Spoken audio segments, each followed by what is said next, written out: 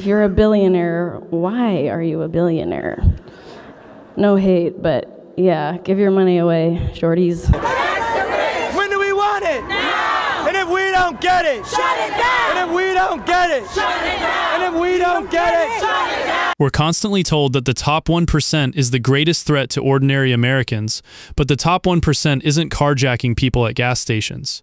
The top 1% isn't looting stores. While politicians, activists, and the media keep our attention fixed on the people at the top, nobody talks about the bottom 2% of the people making everyday life harder and less safe. So-called billionaires tax is headed to the November ballot. We know this, but the plan would temporarily impose a one-time 5% tax on people whose net worth is over $1 billion. When I ran for mayor, I said I was going to tax the rich.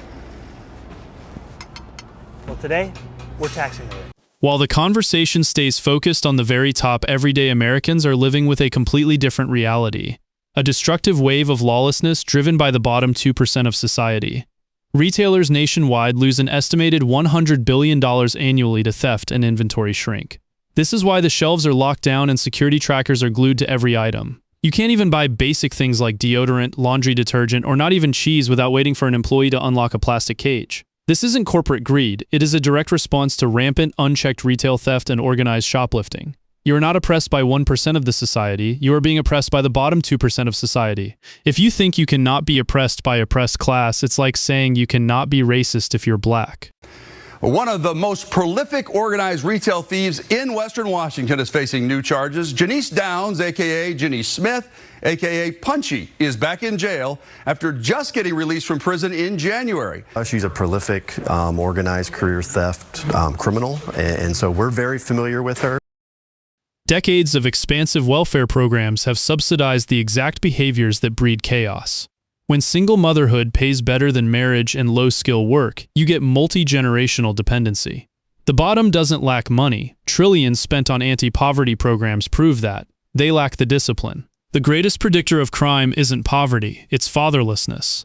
Over 70% of black children are born to single mothers, and kids from father-absent homes are 4 to 5 times more likely to end up in prison, drop out, or commit violent crime. We've normalized a culture where the state replaces dads, and generations of boys grow up feral.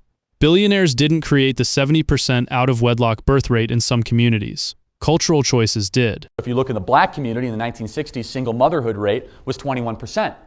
Now single motherhood rate in the black community is 78%. What happened? How did we get here? This isn't random misfortune or the inevitable price of freedom. It's the predictable result of deliberate policy choices. For years, politicians and activists have pushed equity over equal justice, treating crime as a symptom of systemic oppression rather than individual accountability. Progressive bail reforms, no-cash bail policies, and the election of activist prosecutors and judges have flooded our streets with repeat offenders. In many cities, statistics reveal that a shocking share of violent crimes, homicides, armed robberies, and carjackings are committed by individuals who are already out on bail, probation, or early parole. These aren't one-time mistakes. They are career criminals given multiple second chances while their victims get none. Simultaneously, the collapse of federal border enforcement has introduced an entirely new layer of lawlessness. Federal border data confirms millions of border encounters over recent years, including thousands of individuals with known criminal convictions or active gang affiliations. When enforcement collapses and identity politics demands we ignore citizenship and criminal history, the result is entirely foreseeable. More illegal entries, more strain on communities, and more preventable tragedies, sexual assaults, murders, and everyday predation that never make national headlines, unless the story fits the preferred narrative. The bottom 2% doesn't just steal deodorant. They cost society hundreds of billions in policing, emergency rooms, prisons, welfare, and lost economic output every year. Meanwhile, working and middle-class Americans foot the bill through taxes and higher insurance premiums. The real class war isn't rich versus poor. It's the productive versus the parasitic underclass protected by politicians who need their votes. When you connect the dots, you will see a pattern. The conclusion is unavoidable. The greatest threat to the average American's quality of life isn't a handful of billionaires. It is the unchecked chaos allowed to fester at the bottom of our society.